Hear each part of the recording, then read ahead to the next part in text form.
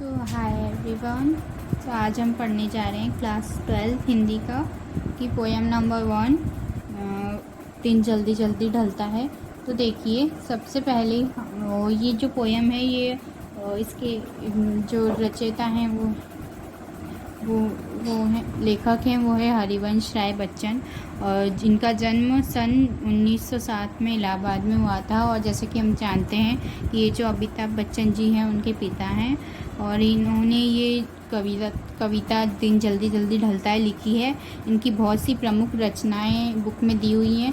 तो जो इसमें बुक में जो भी चीज़ के मतलब जो ये प्रमुख रचनाएं, निधन और उनकी कब से कब तक उनने काम किया, क्या क्या उन्हें अवार्ड्स मिले, ये सब चीज़ें आप ध्यान में रखिएगा और ये सब आपको पता होनी चाहिए, और एक बार अपनी कॉपी में ज़रूर लिखिएगा। और इस चैप्टर की भूमिका अगर आप लिखना चाहें तो लिख सकते हैं। ये सेकंड पोएम है। फर्स्ट पोएम है आत्मकथ्य। तो सबसे पहले हम जो दिन जल्दी जल्दी ढलता है वो पढ़ते हैं। तो चलिए शुरुआत करते हैं। हो जाए न पथ में रात कहीं, मंजिल भी तो दूर नहीं, यह सोच थका दिन का पंथी भी जल्दी जल्दी चलता है, दिन जल्दी जल्दी ढलता है। हो जाए न पथ में रात कहीं, मंजिल भी तो है दूर नहीं। इसका मतलब है कि जो कवि है वो उसको अपने घर जाने की जल्दी है, क्योंकि वो जानता है कि उसके घर पे कोई उसका इंतज़ार कर रहा होगा, और इसलिए वो कह रहा है कि मंजिल तो दूर नहीं है, पर उसको ये भी डर लग रहा है कि रात ना हो जाए, इसलिए वो चाह रहा है कि मैं जल्दी से पहुंच जाऊं। यह सोच थका दिन का पंथी भी जल्दी जल्दी चलता है, दिन जल्दी जल्दी ढलता है। जब हम को कहीं जाने का उत्साह होता है तो हम क्या करते हैं, हम सोचते हैं अभी पहुंच जाऊं। उसी तो क्योंकि उससे घर जाने की जल्दी है, इसलिए कभी थका होने के बावजूद जल्दी जल्दी चल रहा है ताकि वो जल्दी घर पहुंच जाए। उस लक्ष्य प्राप्ति के लिए उसे दिन जल्दी जल्दी ढलता प्रतीत हो रहा है। बच्चे प्रत्याशा में होंगे, नीडों से झांक रहे होंगे, यह ध्यान परों में चिड़ियों के भटता है, कितनी चंचलता है, दिन जल्दी जल्दी ढलता है।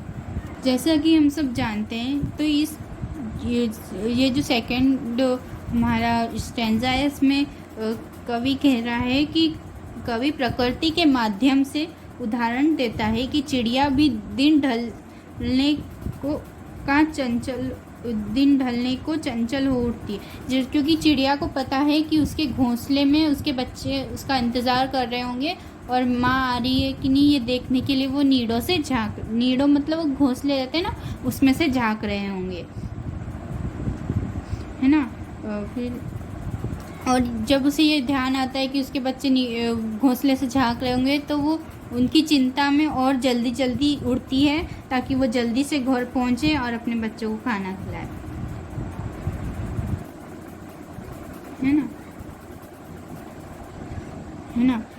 मुझसे मिलने को कौन विकल, मैं हूँ किसके हित चंचल, यह प्रश्न शिथिल करता पद को, भरता उर में विहलता है, दिन जल्दी जल्दी ढलता है। ये जो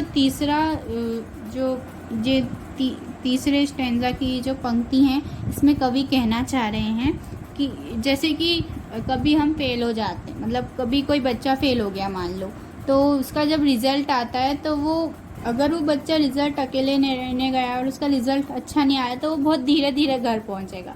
पहले फ्रेंड के घर जाएगा, फिर कहीं जाएगा, तो वो बहुत धीरे धीरे घर पहुंचेगा। या फिर कोई भी इंसान जिसको मतलब आशा थी कि जैसे कोई जॉब करता है इंसान, प्रमोशन हो जाए, पर प्रमोशन नहीं हुआ तो वो कहीं ना कहीं धीरे धीरे घर जाएगा, क्योंकि और या फिर तो इसीलिए उसको लगता है कि अब तो जैसे बच्चा जब रिज़ल्ट लेके घर जाता है अपना, अगर उसका ख़राब रिज़ल्ट होता है तो वो मन में यही सोचता है कि अब घर जाएंगे तो मम्मी पापा डांटेंगे, अच्छा रिज़ल्ट नहीं आया, फिर घर में कौन उसका मतलब उसको ऐसा, तो यही रहता है।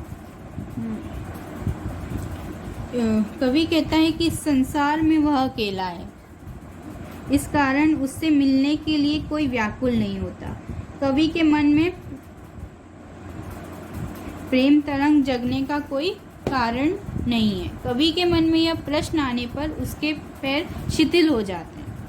यही जो जो मैंने बताया बच्चे का उदाहरण दिया, तो यही होता है कि जब हमसे कोई मिलने को व्याकुल नहीं है, हमारा कोई इंतज़ार नहीं कर रहा होगा, तो हम बहुत धीरे धीरे चलते हैं, हमें कोई मतलब नहीं होता, हम आराम से चलते हैं बहुत धीरे धीरे, है ना। उसके हृदय में व्याकुलता भर जाती है, फिर उसे दिन जल्दी जल्दी ढलता प्रतीत नहीं होता है, और उसके अंदर की जो चंचलता है वो समाप्त हो जाती है। मतलब उसके पास कोई लक्ष्य नहीं है कि मुझे घर जाके ये करना है या वो करना है, इसलिए वो धीरे धीरे चल रहा है। और यही कि जो बिना लक्ष्य का, जो लक्ष्यहीन व्यक्ति होता है, उसको दिन कभी भी जल्दी जल्दी ढलता प्रतीत नहीं होता है, और वो उसके अंदर की जो चंचलता है, चंचलता है वो समाप्त हो जाती है। जैसे कि एक बच्चा होता है जिसे होमवर्क नहीं करना है, तो वो दिन भर निकल जाएगा आराम से उसका, पर वो होमवर्क नहीं करेगा। और अगर उसे होमवर्क करना है तो उसे लगेगा कि अभी दिन जा रहा है, कब करूँगा, ऐसा मन उसमें रहता है। और जिसको नहीं करना होता है वो ऐसे ही छोड़ देता है, कोई मतलब नहीं होता उसको। तो ये इस कहानी का एक्सप्लेनेशन था, इस पोयम का एक्सप्लेनेशन था। तो चलिए अब चलते हैं इसके क्वेश्चन आंसर की ओर। तो इस 5th बच्चे की इस बात की आशा में नीडों से झांक रहे होंगे, तो पक्षी दिन भर भोजन की तलाश में भटकते हैं। उनके बच्चे घोंसलों में माता पिता की राह देखते रहते हैं कि माता पिता उनके लिए दाना लाएंगे और उनका पेट भरेंगे।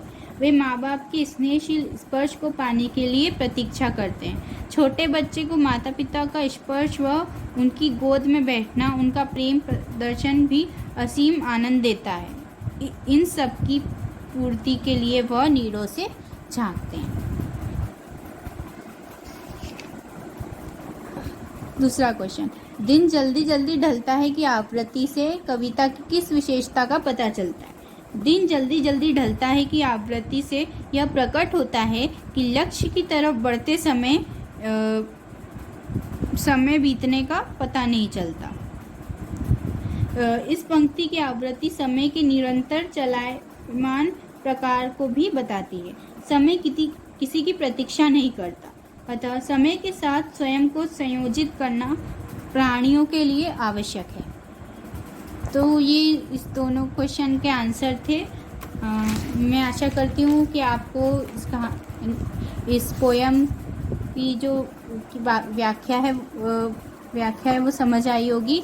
और इसके बाद हम नेक्स्ट पोयम करेंगे। So thank you so much for watching.